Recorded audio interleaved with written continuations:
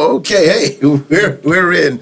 We apologize. Hello, everybody. This is Various Fields. I'm Hazen Fields II, I'm Hazelton Fields III. I'm Lex. and we are here on a very important version of Various Fields. We didn't put up anything last week. We had another appointment that we dealt with, and since that time, a lot of things have happened in the news. And a great deal, to be very transparent. Me personally, I have been affected very seriously by it because there's a lot of loss that we've experienced around the world in this country. First, starting off, when on February 28th, the U.S. Bombed Iran, and it was devastating because during that bombing, some lives, important lives in our military, as well as some young schoolgirls from the ages of 7 to 12 years old, lost their lives in elementary school in Iran. We want to pay the proper respect to those lives that were lost.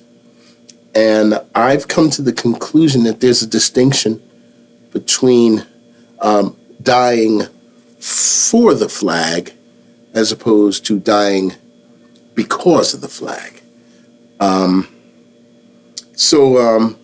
To the Army military men and women that passed away, we're just going to, first of all, I'll start off with Sergeant First Class Noah L. Tegens. We're going to say their names. Say them loud, because, we are so sorry and thankful and appreciative of their sacrifice. Sergeant First Class Nicole Emma Moore. You want to go? Oh, okay. Mm-hmm. Chief Warrant Officer 3rd Robert Marzan. Then we have, sorry, go ahead in a second. Mm-hmm. Go ahead. All right, and then we have, I think, Special Officer Declan J. Cody. Then go ahead. I did both of mine. You did yours? Okay. And Major Jeffrey R. O'Brien. Then we have Captain Cody A. Cork. Now, it's difficult enough when we do the way we record.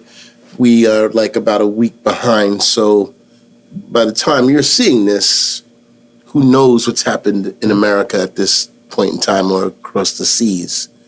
And to all those who have children and can understand the remorse of losing your child at school, and those who've experienced it here for other reasons, our prayers and our thoughts, and I know we say that all the time, but with heavy hearts, honestly, those children in Iran, we're from here, from Various Fields, our hearts and our prayers and our thoughts, they really do go out to you and your family. And so that's where we are. We also, this week, we also had the memorial services for Reverend Jesse Jackson. There's a lot of things going on, a lot of things happening all at the same time that deals with this country's humanity or lack thereof, and who we are as a country. And I think my son posed a question. Would you like to pose the question how you wanted to phrase it? Well, I guess it wasn't so much of a question.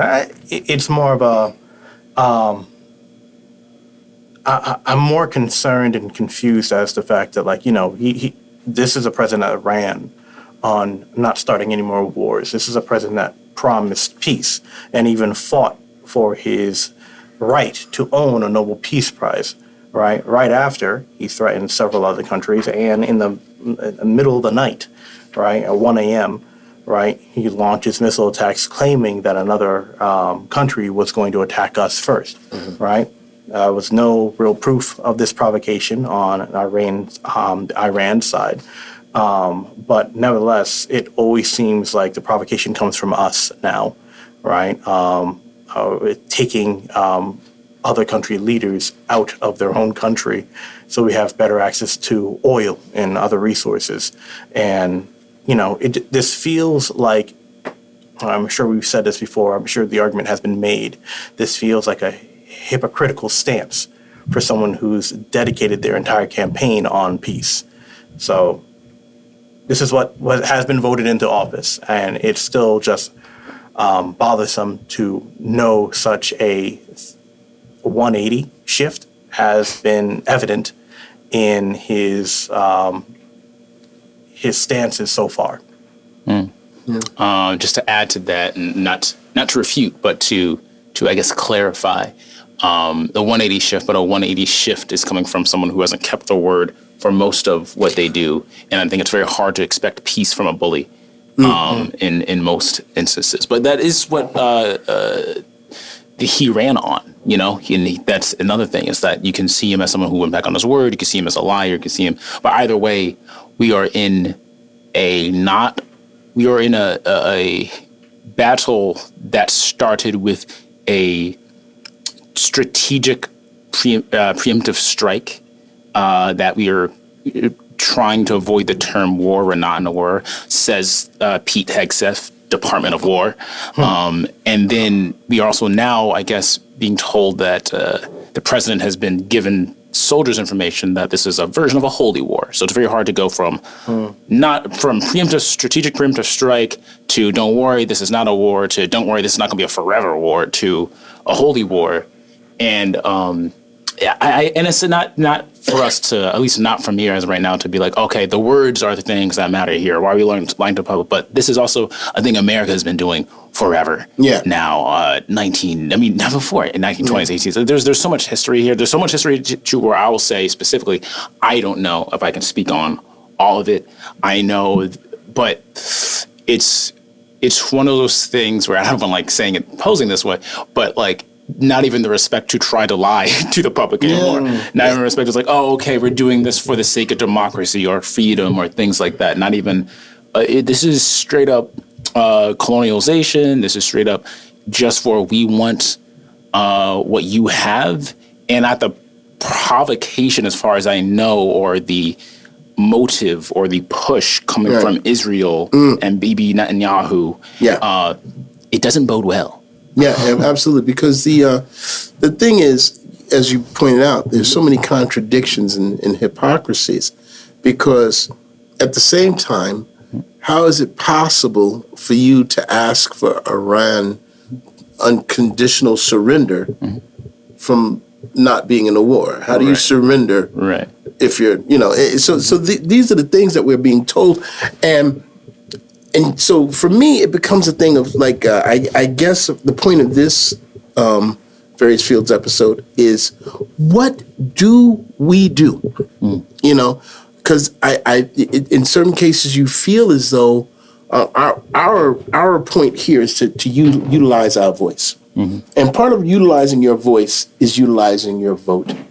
And I know, I was, personally disappointed. I was hoping that Jasmine Crockett would have won in Texas, but we have got to change our, view of voting, because sometimes when we get a blow to, the person that we'd like to win, we kind of like, I'm done with this, and that's what they want to do.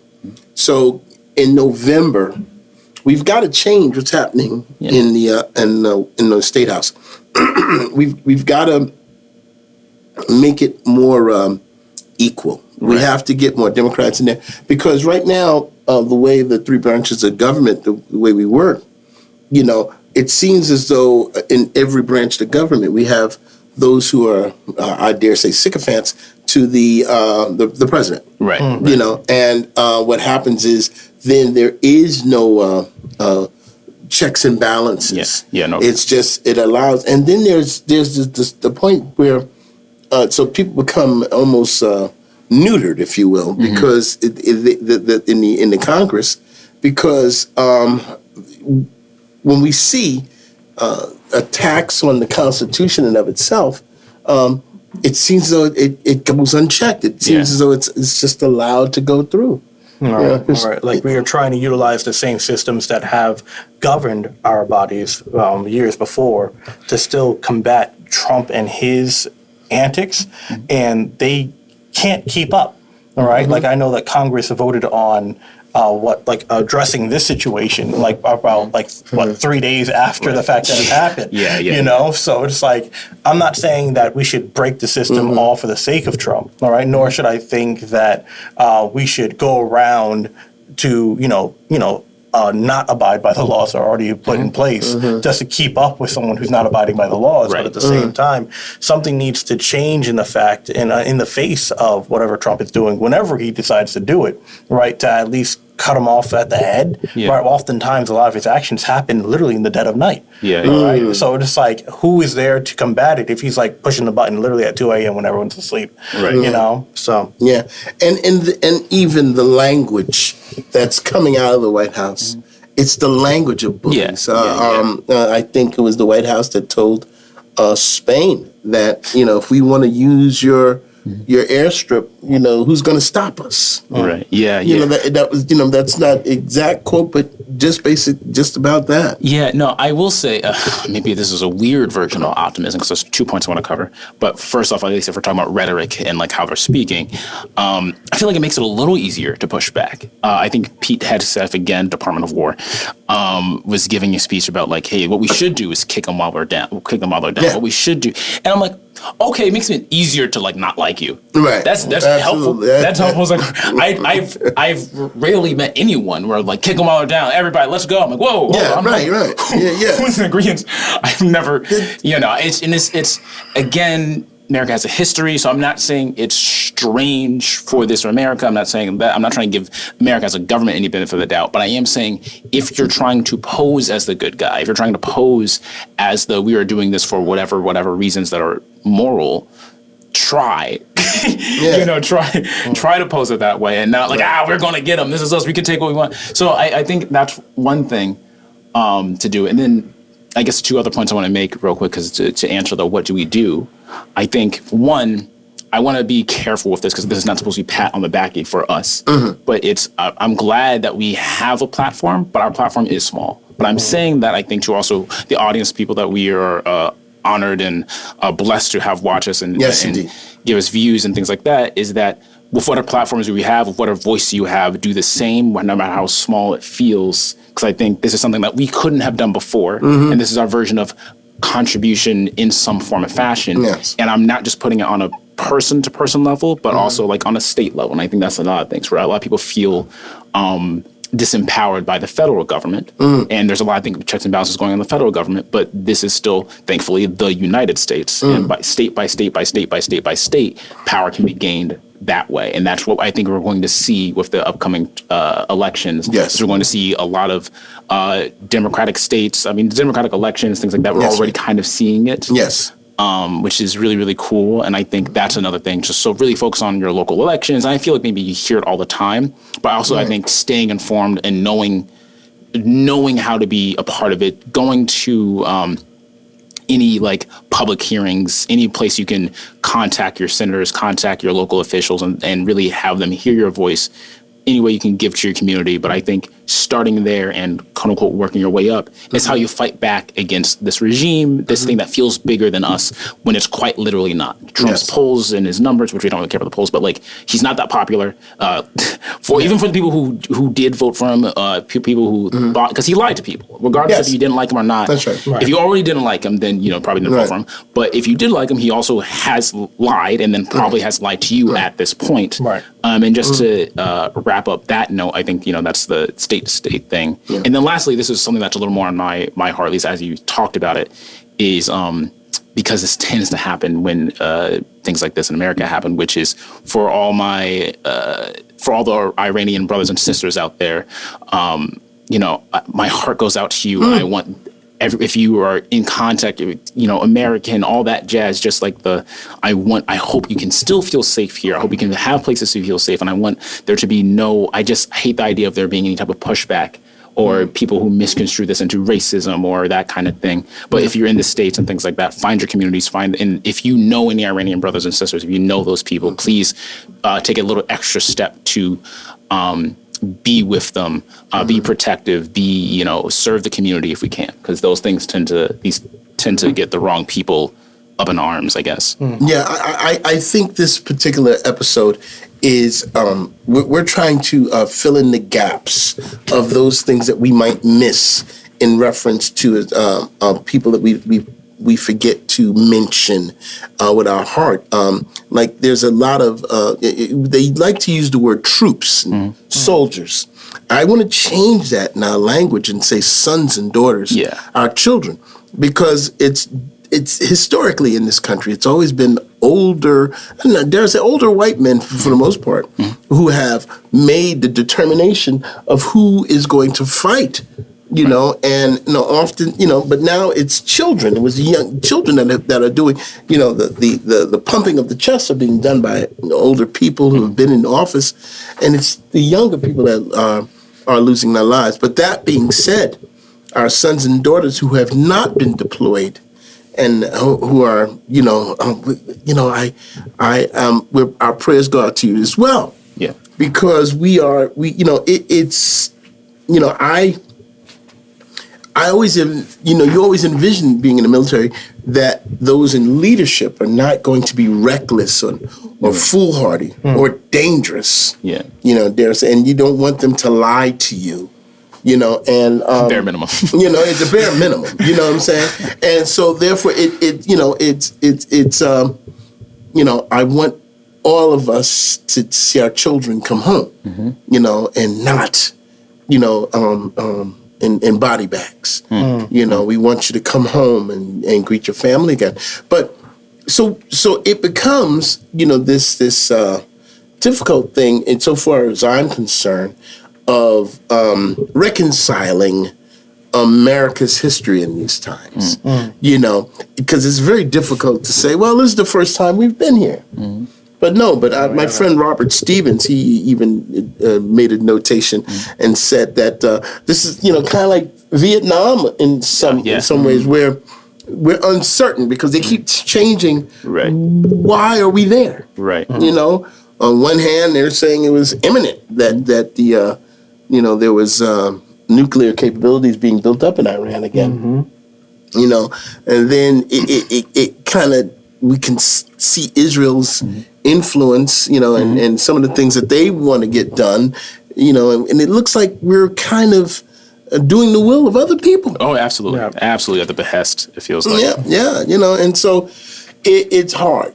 It's hard for me, and I know this is not. I know we like to have the very cheerful fellas, but I think it's important that we, sometimes we deal with the real issues that are there, and I think it would be a disservice to our community for us to step over things because the subject matter is, I guess you could say not our brand or the norm, but I think we've been able to tackle things like this before as well. Yeah, a lot of the rhetoric, it definitely echoes like 2001, 2004, when we had like weapons of mass destruction, right? And like that was our cause to jump into territories that were not ours to jump into. But I guess the main concern is like, and I wish I can open up the floor like actively to those that listen to us and like question whether or not like, are these military actions something that you guys voted for? Are these military actions something that you guys are in support of, right? I mean, if so, then yes, you have the president for that. Otherwise, like these feel like, I don't even know. These are just swipes at more power that is not necessary. These are like honestly, it becomes tiring just to understand that, like no matter what this guy says, he's going to lie about it, or he's going to automatically talk about his ballroom that he's building, right? And just try to avoid the conversation. Everything feels like a distraction after another distraction to distract from things that he's clearly not allowed to be a part of, right? Epstein files not included, but like all in all, because like even prior to this, right? Big blow up, right? The thing that was blowing up in media the most was how much has been revealed to not being discovered or revealed in the Epstein files, and how much was actually still hidden. Right. Apparently, everything that has been released to the public is like not even the tip of the iceberg. It's like the snow covering of said tip, right? What was it, like 2-3% of like three million pages was only 2%. Amazing to me. Big book. But this is a lot. And the thing, it almost seems like this administration takes advantage of us not knowing words, or we may not like. I know words. Like I know the word winning. Yeah. If I look up the word winning, this does not feel like winning as I've seen it. Yes. He said we're going to be winning and winning and winning. Because of what's going on right now, the gas prices are much higher. We're seeing the prices at the grocery store, right? Higher. So I don't see the winning. I mean, first off, with the manipulation, I think of that. I mean, this is like the textbook gaslighting. I think is the thing, because there's not only is there no like point. They're not being clear about it, but when they are even trying to not be clear, it feels like they don't even care about being clear. They're doing what they want, and then they're explaining to the public after the fact, and then like rechanging it, and then they're whether they're on the same page or not as a administration, as MAGA, however you want to refer to it. Not even that seems to be a commitment to them. I do also want to point out like the one thing, I guess we're talking about gaslighting, and then also I guess a viewpoint of it, and maybe a little bit of like. I can't answer for the audience. I can't answer for the people. But to talk about Trey, when you were saying like, did you vote for this? I don't know if people could have, because he ran on being a president of peace. So I don't even mean it like there's no one who wanted to. There's no one because I think at the very least Trump is a very dog whistle candidate. And if he's was a dog whistle candidate, dog whistle president, and if he isn't, then his administration is a dog whistle cabinet, which. Aside, I feel like you have too many dogs if you have that. But thank you. But but the other thing is like this is quite literally a war not war of our own making, and I don't even mean because of the strikes. I mean, as far as I recall, and this from a little bit, and everyone can correct me if I'm wrong here. When I mean we shouldn't be here, I mean quite literally there were things in place that I believe either if it wasn't earlier in this administration, it was the last time he was in office. But we had an Iranian nuclear deal that was supposed to prevent this. Yes. And then Trump tore up the Iranian nuclear deal. If you guys don't remember, I think early on into into this presidency, that's right. He then struck. Iran previously, and then saying like, all right, we wiped them out. We wiped out the nuclear powers. Obliterated. Which so like when I was playing with Legos. There you go. As a kid, when I played with Legos as a kid, if I built a structure and then someone were to come in and obliterate that structure, I, as a small child, would find it hard to put that structure back together. Indeed. Because as far as I know, knowing some words, there you go. Obliteration is hard to put back together. Very Humpty Dumpty-esque. If Humpty Dumpty fell from a wall, and it took all the king's men and the horses, which in some of the credit, the horses probably didn't help. But if all the king's men and the horses came to put Humpty Dumpty, no offense to any horses that are building structures. I'm sorry, not offending to the like if they struggle with that, I just feel like maybe obliteration could have been an over exaggeration. If we're now trying to say we took a preemptive strike because of that they were going to strike us with apparently weapons of mass destruction of the nuclear variety. We either did it or we didn't. But also the biggest thing I was trying to get to is that we tore up the deal where we said, hey, let's not do this. We'll make sure you guys don't have any nuclear weapons. We'll make sure there's no nuclear weapons happening anywhere. We'll be safe on ours. Trump said we were losing money on that deal or something. He didn't like it, so he then tore it up. Which, by the way, that was Obama. Obama was the person who put in the Iranian nuclear deal, put that into place. And even then, I think it's not a surprise that, sorry, I'm going to go on this. It's not a surprise that the three of us here are very, good fans of Obama. Yes, but again, the relationship between America and Iran, the Middle East kind of in general, is so atrocious that even someone like Obama, someone who could have had good intentions, couldn't have done the best to repair that during his presidency. So he did what he could. Iranian nuclear deal. A version of civility, a version of let's try to do things, not even civility, let's call it diplomacy. A version of diplomacy. Trump comes in, messes that all up, says, hey, I don't need this. Yeah. And then people are like, okay, we'll stick to that deal. And then he attacks them anyways. Right. So when I mean this is quite literally our fault, we had a preventative measure to prevent a preemptive strike. Right. We had diplomacy in place. He said, get rid of the diplomacy. Everyone said, okay, fine, we won't do it because you already threatened us. And then he struck them preemptively, and then we're apparently going to strike back, but then we said them again. It makes no sense is what I'm talking about.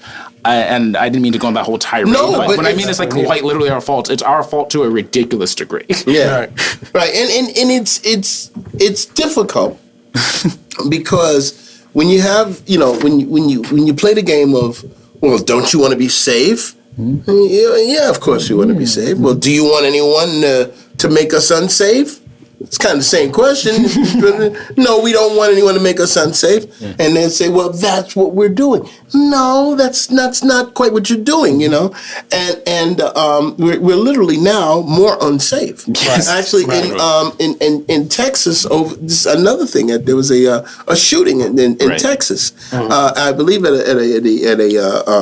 a bar, I believe it was. Oh, I heard about this. There was if I'm please forgive me. But now they're wondering if that was done by a terrorist, like a retaliation. And here's the thing: if you take out a elementary school of young girls from 7 to 12, retaliation could very well happen. Yeah. And this is in no way trying to support it or anything like that. But for us to act like, well, why are they doing this is silly. Right. And it's just a lot. No, agreed. It's just a lot. Mind you, this is the same. We already see it. We see it all the time, right? This is the same presidency that's basically allowing troops to just go into your own homes, right? Doesn't matter where you come from. It doesn't matter if you are a citizen or not, right? It's just literally just to throw having people come into you and just march into your homes, take you away from your families, right? Shoot you down in the streets, right? So anything that they want to do for themselves, right? Even if they have an excuse for it or not, which they usually don't, right? They will make one at the end of the fact saying that this is justified for one reason or another, right? So this is clearly just a regime that's not a regime change. But it's ultimately a group of people that are going to do whatever they wish to do, right, to support their own causes. They're not here for us. Right, they're not doing this for us. They won't even need the backing of American citizens to continue doing what they want to do. All right, so that's the reason why I kind of wanted to pose it to the public. Is how is it that we need to how can we stand up that is more effective than just throwing our voices out there, right? Because there needs to be someone. Well, I personally think it. We sometimes we speak of what can we do, and the word "can" is is singular. It seems like it's one singular. I think that it's not. It's sets of cans. Yes, we can vote. Yes, we can go to the streets. Right. Yes, we can do. There are many things that we can do to build a coalition. First of all, we have to recognize it's more of people that are, I guess you could say, that are more progressive and liberal than there are people that are MAGA. And then even those who are in the on the Republican side and conservative side, there are those who are conscious, thinking conservative. That no one is looking for this. Yeah. And and also, with all of this, what can we do? What can we do? So we want us to be encouraged. How do we find hope in this? The hope is and we're gonna present it in this way, is that as we start to galvanize as a community, as people of goodwill, people of hope, people that desire to see positive change, we must galvanize together. And when we get to the polls, don't be afraid of voting for change, because sometimes people, that's a thing. You see something different. You see a young woman like a Jasmine Crockett. She's African American, and her voice is, and it's not that her voice is her bold. It's just that she matched the voices of her counterparts, and you're almost like, oh, well, that's not good. Yeah, I refuse to think her voice is bold with Trump in office. I can't. No, absolutely. So. But we've been culturally conditioned to believe that a Jasmine Crockett, cannot win, and that's true if we continue to perpetuate that same thing. If we continue to become a self-fulfilling prophecy, indeed we can't. As we start doing things that are different now. I'm bringing up different aspects of what's going on. So it's like alienating our allies. So even when you go on, if you go on the TikTok, and I still say right? I got to stop saying the TikTok. You've been on it more than I am, so I think. Yeah, I do. I'm on the TikTok a lot. On the TikTok. But even on the TikTok, when you go into these various places, and I do travel there, and if you happen to see us there, one thing I want you to see us there too is www.variousfields.com. Yeah, we do work hard on that website. I thought you were talking about we work really hard on our segues. Yeah. I forgot to mention that because we have our friends here. I'm just kind of making an aside here. Nels and Paul are here. Paul helps us keep our social media together. In fact, if you did not during Black History Month, there are Black History facts for the entire month of February. So we'll keep it up there for a little while. But this is the part that we're trying to do. We're trying to bring civility. We don't want to go on the TikToks and the Facebooks and be mean-spirited to one another. That's not how conversation should be. Right. There used to be a time where it was, when you were a person that was of a good nature and kind, that was character mattered. Yeah. But now it seems as though character doesn't matter as much.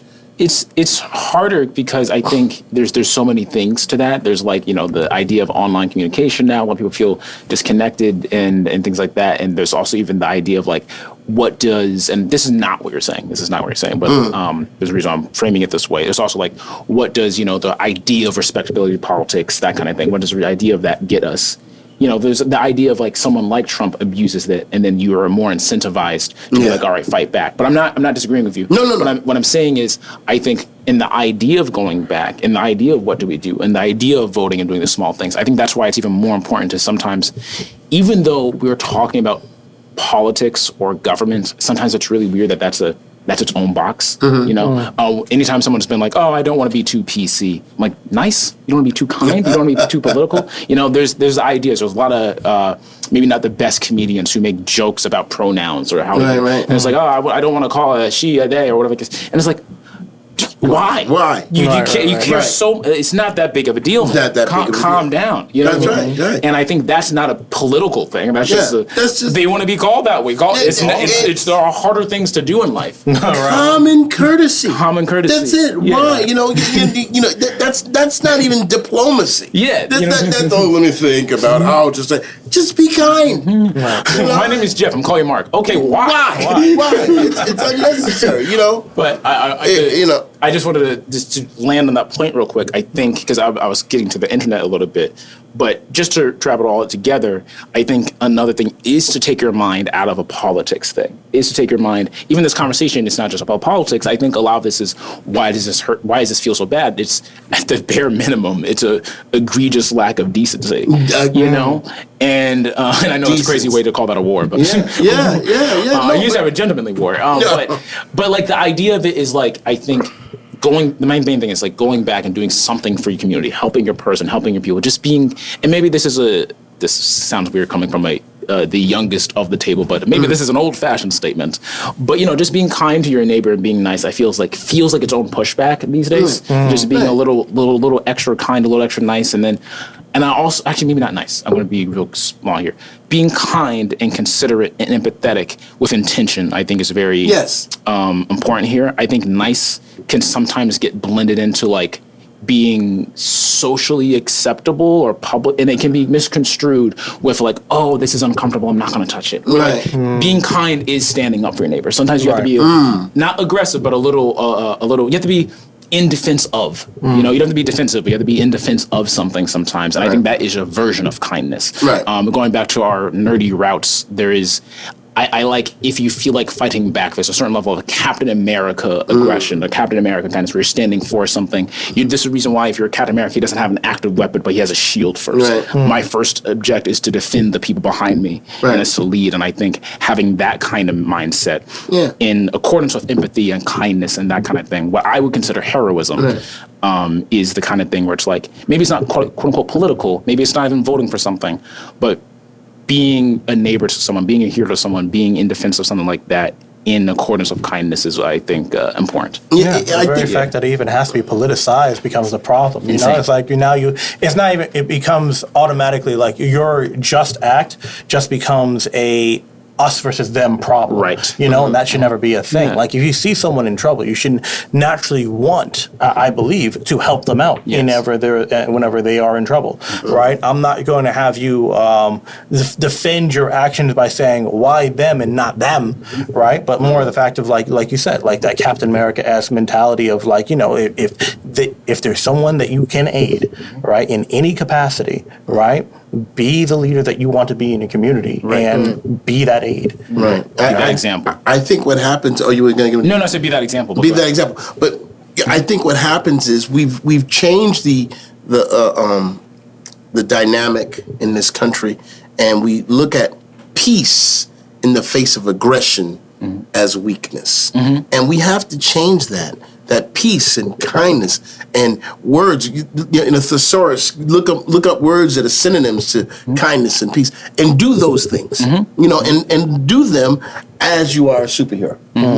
Do it with that superhuman strength. That tenacity and on purpose with intention to be that kindness. And then maybe when we go to the polls, we'll take that mindset and that attitude and say that I want to make a difference, because this kind of stuff can't go on. I'm going to add to that because I think now I feel like we're in our bag. I can talk about heroes all day, but this is how I connect to it. And there's a line in Miss Marvel, both the series and the actual the series line as a comic, where it's very close to the power versus responsibility thing, but I think it speaks more to the moment, whereas good is not something you are, good is something that you do. And I think that helps a lot in moments where there are people like, I don't know what to do, maybe I don't want to ruffle feathers, maybe I'm scared of conflict, but if you are passive in certain aspects, you are not doing a good. It doesn't mean you're being bad, but if you're passive in certain aspects, if you're not actively doing something in certain times, that can be neutral in terms of oppressive and oppressive forces, doesn't push back. Now, mind you, and also I want to be careful. These are all these things are fighting words. I don't mean them to throw your fists up or anything like that. No, pushback can be art. Pushback can be helping your neighbor up. Pushback can be following your heart and doing what you believe is that kind of thing. But it could just be an objection to whatever the norm is doing in a regular community. But it takes action, I think. It definitely does. Action, But we advocate for you being safe as well. Of course. When all the things that we're saying, when you're going to go to protests or anything like that, we want you to use your voice. We want to be out there as well, and but we also, you just be safe, be mindful, but be intentional. And it almost sounds like a contradiction, because to be out there in this climate almost says I'm going to put myself in harm's way. But the thing is, it should not be that. Your voice it should be something that should be heard. We have freedom of speech, and in order to regain that freedom, we have to be intentional to go out and grab it. So I thank you guys. We produce our each episode individually at this point, and we try to give each one of us freedom to talk about what was on their heart. And the guys, they were in agreement with me, but this is something that was heavy on my heart. And I just want to say to all of you who are like-minded, like myself, even though it may be heavy on your heart, what's going on in this country at this time, we must have hope that at the very minimum, we got 3 more years of this. And I hate for us to have to take a deep breath and dive in this cold water. But that's what we're gonna have to do. But in that cold water, we're gonna swim and get to the other side. And that's it. We only got a few minutes left. 3 minutes. I guess in respects to these newer events happening across the world that we are also very much a part of, I kind of want to take a page out of Donald Trump's book and try to encourage everyone to have a preemptive action against everything that he does. You see him online announce one thing or another, right? It might be a smokescreen, it might be a gaslight of some sort, right? It might be a cover-up, it might be a scheme or a scenario that you may not understand the end or workings of, right? If you are against him in any capacity, right, be against him, all right? If you do not like him marching up and down your streets with your neighbors so he can attack your neighbors, be against him, all right? Vote against him. A voice against him. Do anything you can, right? Because at the moment, he's not your president. He's not what you voted in. He's against every word that he's said, right? If you are okay with this, do nothing, right? But if you are not okay with this, do something about it. Very wise words, sibling. You're very well done. I think my biggest thing, going back to a little bit of the original topic, is that this is supposed to be a war. This is supposed to be a war, not war. Scary enough, a holy war, whatever that means. It's supposed to be, and they're trying to again brandish it as a crusade. Something as a crusade. They're already throwing out tokens right now. They're actually selling out crusade tokens nowadays. You can't brand it. But no, on that, it's like you can't. I think. The idea of this is supposed to be about something for the people. I think the term is it's give us liberty or give us death. It is not give them liberty or give them death. Those are two wildly different things. You can't get peace that way. Right. So if you're against, if you stand for peace, you don't stand for this. Yeah. Right. And my last thing before we land this plane, we want to thank you for being here at various fields, and I feel saddened that the song by Marvin Gaye, "What's Going On," is still relevant. It's mother, mother, there's too many of you crying, brother, brother, brother, there's far too many of you dying. We've got to find a way. Well, we won't complete the song. Y'all know it. But he sings a little. Listen, we thank you for being here. Have peace in your heart and peace in your mind, and pray for the soldiers and all that are out there during this time. And y'all take care. Come back next week. We'll bring the funny. All right. Thank you for being here. Hong Kong? Hong Kong? Yeah. Tee. Bye-bye.